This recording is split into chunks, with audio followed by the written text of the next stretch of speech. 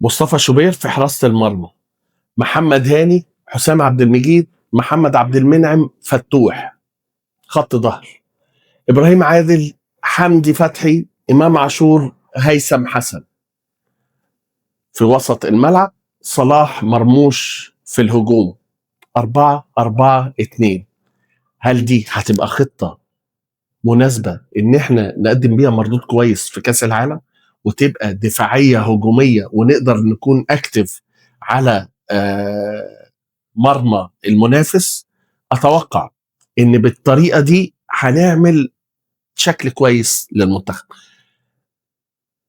شوفوا اذا كان كلامي صح ولا انتوا عندكم رأي اخر، ومين هم البدايل. انا عملت 11 لاعب، شوفوا انتوا مين انسب 11 لاعب نقدر ان احنا نوصل، وهل هي خطة 4-4-2 هتبقى كويسة، ولا خطة ايه اللي هتبقى كويسة؟